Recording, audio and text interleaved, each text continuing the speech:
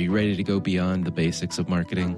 I'm Alan Hart, and this is Marketing Beyond, where we talk about the questions that spark change and share ideas that challenge the status quo. Join us as we explore the future of marketing and its endless potential.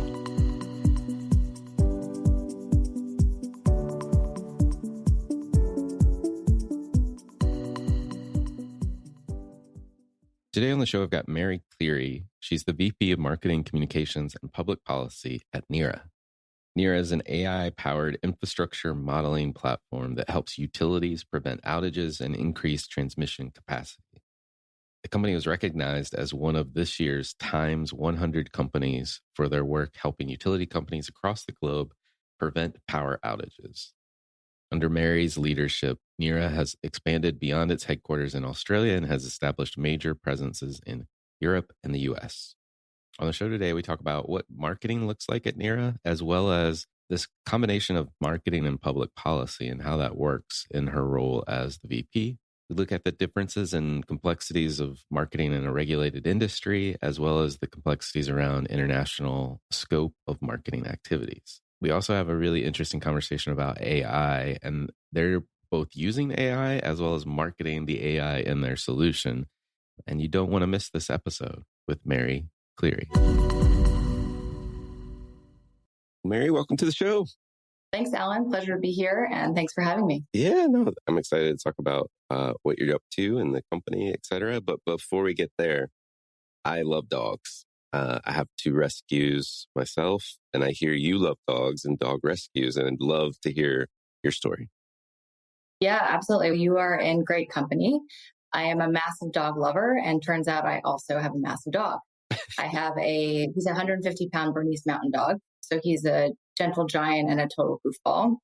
He's also a bit of a neighborhood celebrity, which is fun. I was actually out for a walk recently by myself. It's a super, super stubborn, lazy breed, so he had refused to join me that day. And someone I've literally never seen before pulled over and demanded to know where Chief was. Exactly. Where's Chief? But yeah, speaking of dog rescues and dog well-being, No Dogs Left Behind is an organization I also really love, and one I will talk about any chance I get. It's this incredible organization that rescues dogs from the meat trade. So it's actually founded by a guy who's a former David Yurman exec, and he literally pulls dogs off of slaughter trucks. He rehabilitates them, nurses them back to health, rebuilds their trust in humans, flies them here to the US, and then connects them with loving forever homes. That's amazing. It's amazing. I've got to check them out. I had never heard of them, so thank you for putting them on my radar. Of course.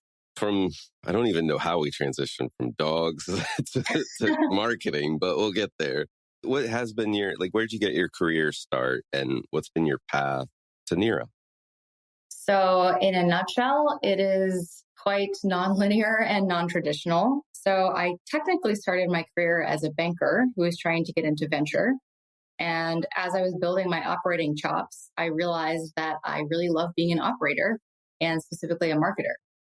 So going back to sophomore year of college, I was studying history and also spending spare time as a PR intern for Zac Posen before he was creative director. He was the cool new designer on the block at the time. He would dress all the celebrities for the award shows and things.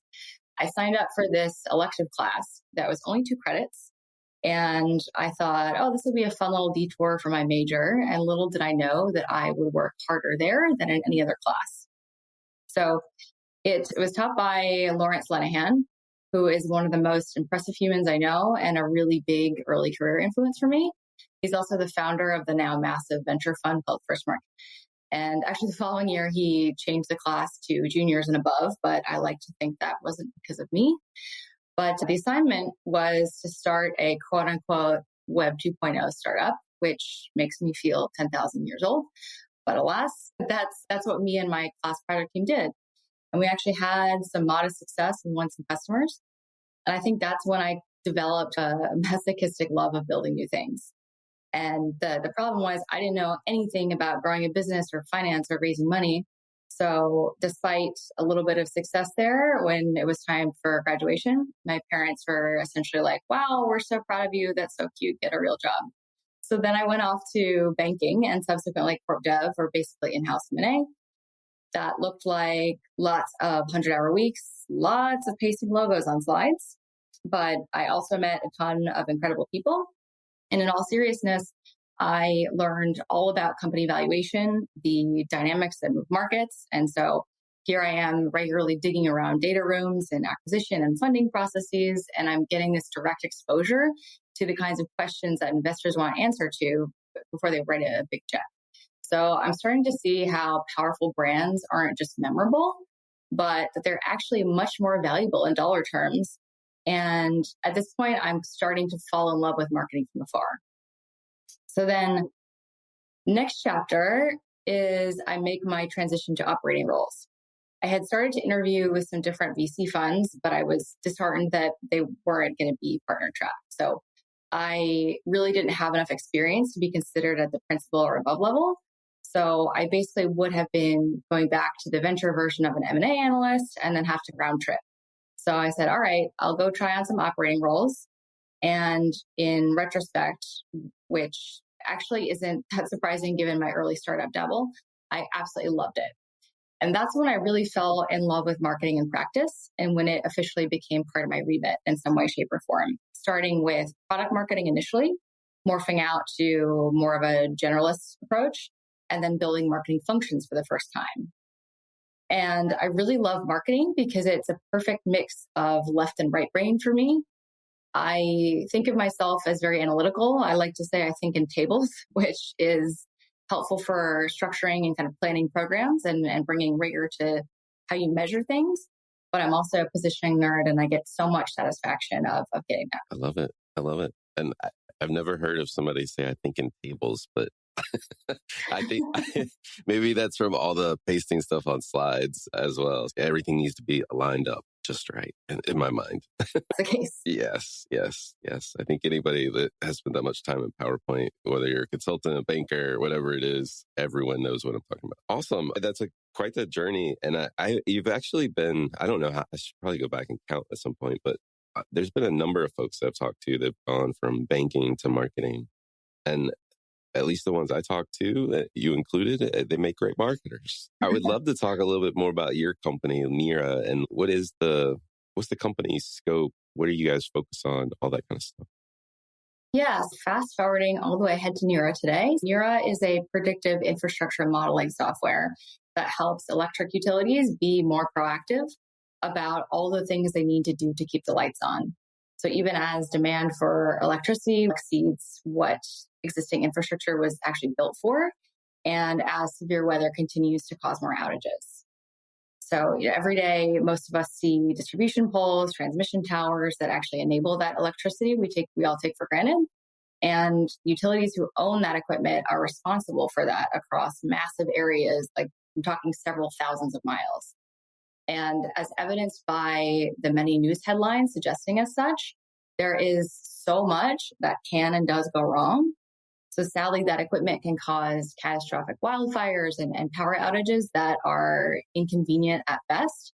But when they leave people exposed to, for example, extreme temperatures, they can cause really tragic loss of life. So that equipment's really old, and too many utilities rely on manual processes to maintain it.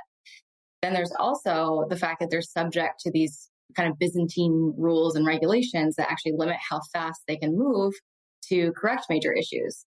So it's like trying to clean a skyscraper with a toothbrush. And yeah, so there are the fact that electricity demand is also going through the roof. There's more data centers coming online, more EV adoption, more severe weather. These are really expensive and thorny problems. So it's no surprise that people see their electricity bills go up at the same time. Maybe they're experiencing more outages. People love to hate their electricity provider, but very few people, myself included, before I entered the space, really appreciate the complexity of the challenges that they're up against. And so you have this perfect storm, no pun intended, where Neara helps them get ahead of all that by making it really simple to identify risks faster, define the scope of potential problems, and then communicate that to policymakers so they can move faster. I love it. You're filling a pretty vital service. And electricity, you're right, like the demand and with new computing. I felt like we were already at a max, and then AI comes along, and you hear this big sucking sound of energy need, and it is, to your point, running all on the same pretty old infrastructure, if you will. It feels like Yeah, you're in a 100%. really vital space. Yeah, for sure. Several areas of the country are expecting an entire New York State's worth of additional demand, which is pretty wild. That's crazy. It's crazy to think about. What does marketing Neara look like? So marketing at Neara has three main pillars to it. There's policy engagement, comms and PR, and then, of course, the more traditional kind of paid and owned marketing channels. And they're all intertwined and intended to really force multiply each other. So we are really lucky to have a number of incredible customer case studies. So we use comms and PR channels to amplify those in the media, which then help us build credibility with policymakers and regulators who need to understand how our technology actually helps solve the energy issues that their constituents care about. So product marketing is a huge focus for us. It's an extremely technical product, and product marketing plays a key role in simplifying the value proposition for our typically very large buying committee.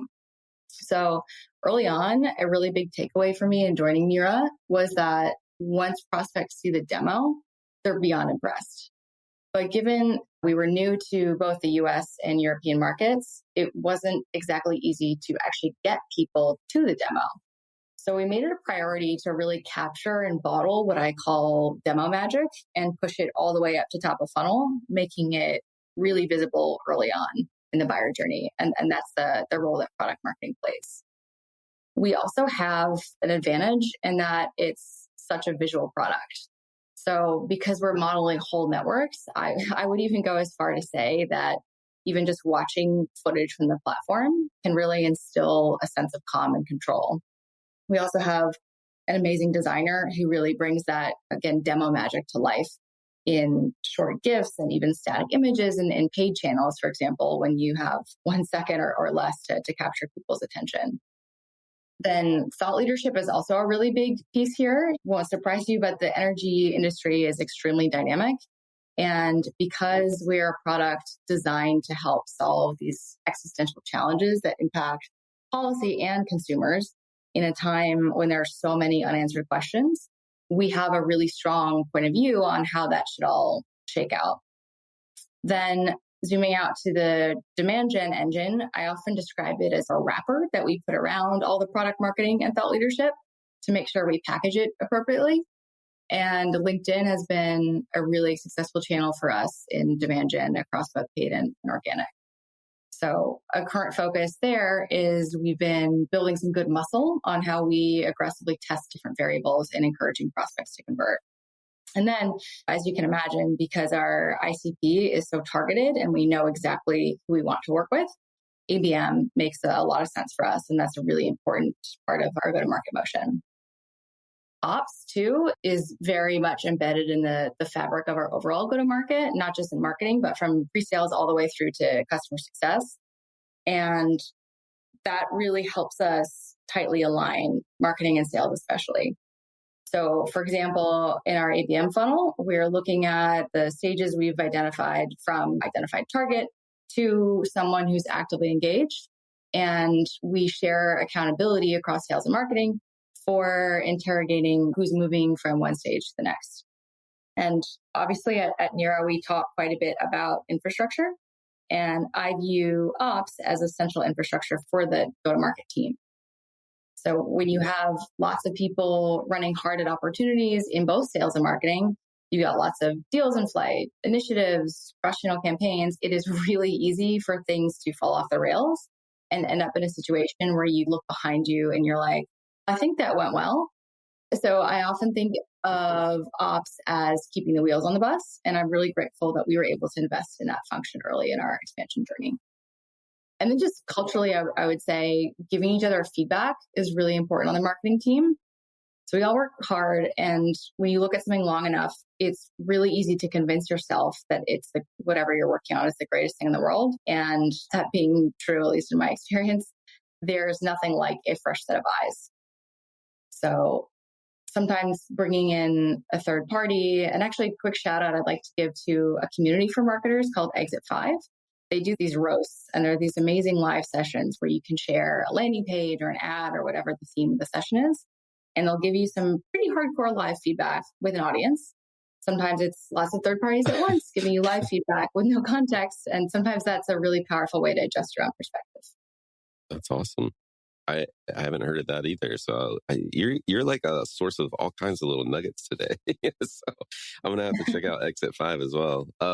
One of the things you mentioned, in terms of what marketing includes is you've got also public policy. And you might be the first marketer I've talked to that has public policy in your remit. Do you feel like that fits naturally together with marketing? I do. Obviously, there's a very different set of tactics and goals in the public policy remit in that we aren't selling to policymakers. The common thread is that success in both arenas, marketing and policy, really depends on that same fluency that's required in marketing comms in the persona and what's at stake for them. And in that case, regulators and policymakers in regulated industries are really just another stakeholder, and an extremely important one at that. So while we're selling to utilities, our primary goal is to educate policymakers on how we provide value, not just to utilities, but ultimately to the consumers that they exist to protect and advocate for, which then makes it easier for utilities to adopt our technology. That makes sense. If it is about education and marketing is a great communications function, it makes perfect sense in that regard. And I do take it back. You may be the only one on the podcast I've talked to. I have actually talked to somebody else that has policy in their remit as well. But I don't hear it a lot. So I wanted to make sure we talked about it a little bit. It's related, but you deal with a lot of regulated industries. How is marketing different in that context? That's a great question. I think the biggest difference is that it becomes extremely important to make sure that there's empathy built into your message. So in many industries, if you make a mistake, you might look silly in front of your peers, or maybe you could get fired. But in our industry, the consequences of making a mistake look more like ending up in court and becoming the target of public ire, often despite your very best and most earnest efforts. And often it's not even a mistake necessarily. It's just that the macro challenge is so big and so complex, and utilities don't have the resources to tackle what's at hand. Oh, it makes sense. I was just going to say the stakes are higher, really high in that regard. Yeah, for sure. And then there's the change management piece too. I think change management is difficult, like empathy. It exists and it's important in every industry. But in a regulated space, it's a whole other beast, because you're not only trying to change how your end customer views key processes, but you're also trying to change how their regulators see those processes. So there's a ton of market education required. And even once your market and policymakers and direct customers are bought into your approach, you need to work really hard to make sure all stakeholders are actually comfortable with the approach and how it gets operationalized, how they validate it, etc. I'm taking back your role within the company is like head of marketing, public policy comms. You've got a very technical product you mentioned, and that's at the core of product marketing. And then you add the public policy component. You've now got multiple personas. You got really large buying committees. Now you're also international in scope. And so that feels like it's just like an accelerator of complexity to me. But like, how does that come to life? How does that come to life? Yeah. So first, you're preaching to the choir. It is. And so this might sound obvious, but I think it's so important to understand your persona and their challenges inside and out. And while the problems we're solving really are the same globally, the approach to solving them is not. So we can't just copy paste our messaging across borders. So, a very simple, perhaps oversimplified example of this is in the UK, they call transmission towers pylons. But it's really so much more than tailoring specific phrases and even things like units. There's actually quite a bit of tailoring we need to do to prove we actually understand the different regulations in different jurisdictions and also the different geopolitical situations that have a large impact on energy. Yeah, I'm envisioning you with a secret decoder ring every time you go to a new market. Make sure you're using the right language. And the regulations have to be quite a challenge just because of no one does everything exactly the same anywhere in the world. So yeah, totally. It's interesting. I was actually just at a conference in Milan. It's our first time going to this particular conference, but it's very much the analog of a big show that we go to every year in the US. And they're talking about the same things, but it's wrapped up in a completely different package. So it's also just a fun and interesting intellectual exercise to observe how the same problems are unfolding in very different contexts. that's amazing. That's amazing. And I'm a little jealous you were in Milan, by the way. Great place for a global conference.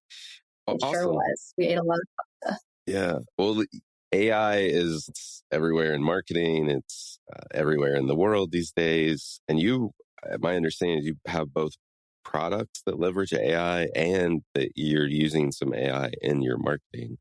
How do you think about getting AI, whether it's messaging or how you talk about it? I would love to know your perspective. Yeah, it's definitely an evolving topic in a lot of ways. I think there was definitely a window of time in which AI was a box to check. People looked expressly for AI solutions, and many big companies inside and outside of the industry I'm currently in have mandates to use AI. But there's not been much guidance beyond that. What does it actually look like? And now that AI has permeated so many aspects of our lives, both personally and professionally, you're buying a home, there's a good chance AI is going to help determine your mortgage rate, your insurance premium, etc. If you go to the doctor, there's a good chance AI is going to play some role in a diagnosis. Many of us look to things like ChatGPT to help plan trips or write emails. And I think that ubiquity is doing two things. It's number one, it's raising the bar on expectations, but also making people really aware of the potential shortcomings. And as a marketer of a product that where AI plays a big role, it makes it extremely important to be very clear about how it actually works. And in our case, that makes it important for us to demonstrate that there's still very much a human in control of how decisions get made. It's not like AI is making the decisions for utilities. It's AI is helping collect and collate the information that they need to make their decisions. So being really clear about how the logic is auditable and editable with humans in the loop. And also that it's not about replacing humans, it's about making humans better. So I actually saw a really good ad recently from Fiverr. It was like a picture of a bunch of smiling humans, and the text overlay was in really big letters. It said, AI took my job. And then there was an ellipsis. And at the bottom, it said, to the next level. Love it. Love it. Yeah. And Fiverr, actually, Cleary, who's one of the VPs of marketing there, was just on the show. So like you've pulled it full circle. And they are doing some really cool stuff. There was an ad recently or a video I saw just a day or two ago, and it was a musical themed episode where you're seeing people use AI features to create things. And the whole theme was nobody cares. They're like, the notion was like, look at this great picture. Oh, but I used AI, and that somebody sings out, nobody cares. So I thought that was pretty interesting. But I do love what you're talking about. Yeah. And I do love what you're talking about. The whole idea of AI to help make humans better, to enhance what we can do and our own abilities, I think is right. And I do think it is got to be the combination like you talked about, which is like humans and AI, not one or the other. For sure. One of the things we love to do, we know you like dogs. We know you've got a big guy named Chief at home, but we love to get to know you a little bit better. My favorite question to ask everybody on the show is, has there been an experience of your past that defines or makes up who you are today? That's a really good question. I would have to say, so growing up, I ran with my dad a lot in the morning. So my dad traveled a lot when I was growing up. And one of the ways that he was really intentional about spending time together was running. So he's always been a runner, and with his influence, I became one too. So from pretty much middle school, I would often get up early with him before he had to leave for work and before I had to get ready for school, and we'd go for a run together. And we'd talk about things, we'd mentally prepare for our days ahead. And for me, running is less about physical exercise, although that is a convenient way to multitask. But it's really more about the discipline to get up early in the morning. And essentially it comes down to staring down the day with confidence and a clear head. So it's been a really powerful way for me to build grit and resilience personally. And I think it's actually why I'm a morning person and why I tackle challenges the way that I do. I found physical endurance is a really good way to get comfortable being uncomfortable. And it's nice because while running is still very much a personal routine, I definitely don't run together every day, but we do when we can. And here I am in my 30s. And just earlier this year, we ran a half marathon together. Awesome. That's awesome. I'm jealous a little bit because I'm not a runner. I shouldn't say that, but I don't like running. Let's put it that way. But it's so much. It's so much easier to do when you travel because you just need sneakers and whatever outfit you need, right? You literally walk out the door and you can go wherever you need to go. So I need to figure that out personally. Maybe there's no way I would ever run with somebody like you that's been running your entire life, though. Maybe I'll figure that one out. What advice would you give your younger self if you were starting all over again? Do one thing at a time. So this is something my mom always says to me when I succumb to that like chronic type A personality overwhelm, and still does. And I definitely haven't always done the greatest job of putting that into practice, but I would definitely say that to my younger self, and hopefully I would listen. I need to take that advice myself. So thank you. Good advice, but always easier to give advice than to do it yourself. That's true. That's very true. Is there a topic either you're trying to learn more about or you think marketers need to be learning more about? This is an easy one for me to answer because it's something I think about all the time. And that's how you measure the impact of activities like brand investments that are not exactly straightforward to measure. So I would argue that everyone, including folks like investors and engineers, who might look at brand with some degree of skepticism, they all want the company to represent that they represent to have a strong brand. But then when marketing spends money to that end, too often they end up facing a barrage of questions about what the impact was. And I think too many marketers get caught in the middle there. And I've definitely been there myself. So in general, I think there's so many different attribution frameworks out there. And there's no one perfect model. They've all got strengths and weaknesses. But I will say that I think short-sighted attribution is a massive threat to marketers, and measuring things like brand is something I know I want to get better at. Yeah, no, I 100% agree with you. And it is very hard. I think it's even extremely harder even in B2B industries like yours. But something we need to keep doing because to your point, like brands don't grow without brand investment. Exactly. And if for people who like nice big valuations too, brand plays a big part in that. Very true. Very true. Are there any trends or subcultures that you follow you think other people should take notice of? Love that question. I love going down a good rabbit hole, but I'd say my favorite is probably that I'm a bit of a food and nutrition science nerd. And I'll actually credit both my mom and my husband with that. So quick backstory is that much to both of their chagrin, I was an extremely picky eater and had a pretty limited palate until my early to mid 20s. My husband will actually say that I ate no fruits or vegetables until we started dating, which is not entirely true, but he's been a really big influence in getting me to appreciate pretty much every type of food. And in so doing, I realized that learning about food and what was good for me would actually encourage me to eat better. So as much as I would love to talk your ear off about the different types of turmeric or relative nutritional merit of different greens, I will resist that temptation. But I will recommend a book. Years ago, my mom gave me J. Kenji Alt's Food Lab, which is absolutely fascinating. There's literally an entire chapter about how to cook eggs and the down to the different time intervals that make sense for salting and how that affects the texture and the color of the yolk and things like that. And fast forward to today, that book is covered in cooking splatter, like gross cooking splatter, scribbles and post-it notes and things. And maybe just because she's my mom, but she now calls me her favorite food friend. And I consider that a great honor. And literally early in our relationship, my mom and my husband would actually text each other about the things they'd gotten me to eat. So his mission in life is to get me to cross the tomato frontier, and I'm not there yet. But actually, one more thing I'll say about this is coming back to eggs for a second.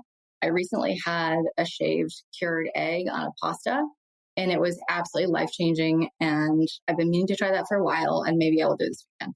And I highly recommend. I love that. I love that. And it sounds like you picked the best partner for yourself you could ever pick, to have your mom and him texting each other, celebrating when they get you to eat something new. It's just a hilarious image in my head. Oh yeah. So literally be like, she's eating blueberries. She's blueberries. I've got to check out. Not anymore, but. So I've got to check out this book. My daughter actually is a little bit like you. Like, she's a little bit maybe more adventurous than you were, but still, like, vegetables are hard to come by. Fruit's easy, but vegetables are a little harder to come by. But she does. That's interesting. I had the reverse experience. Oh, interesting. I went vegetables first. Okay. She loves research, so like this notion of maybe putting this food lab book in the kitchen, I think might actually be the unlock I needed. So Let's try that and see. Yeah, keep me posted. Yeah. Last question for you. What do you think is the largest opportunity or threat facing marketers today? Something else I think about all the time. So I'll go with an opportunity. And I think one of the biggest opportunities is to build a strategy around proprietary data-driven storytelling. So to give you an example, I'm a massive admirer of what companies like Gong have done with Gong Labs. Are you familiar with Gong? I'm not actually, no. So they started out basically by recording sales calls. They call themselves a revenue intelligence platform. But in collecting all of that data, and it's used for coaching sales teams and such. So they'll say things like, in 60% of sales conversations across deals that close, reps said XYZ kind of thing. Gotcha. So they have all this data, and so much of their marketing is about their own data. So they're making these observations across all of the calls that they record, and they're able to pull out these extremely insightful observations that only they can make because of the data that they're collecting. So I think to the extent you can actually harness your own data and tell stories about it that only you can tell, I think that is a massive opportunity to stand out. Love that. And the concept of, I'm going to get this wrong, but you said proprietary data-driven storytelling, right? Did I get it right? Yeah, it's a mouthful. It is, but it's perfect for an acronym.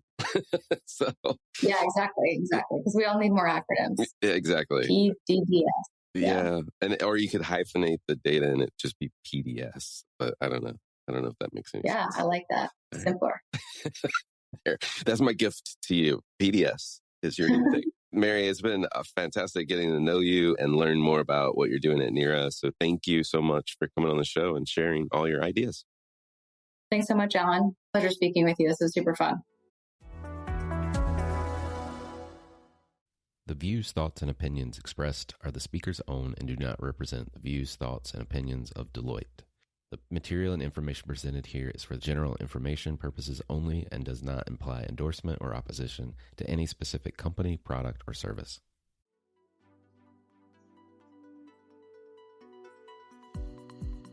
Hi, it's Alan again.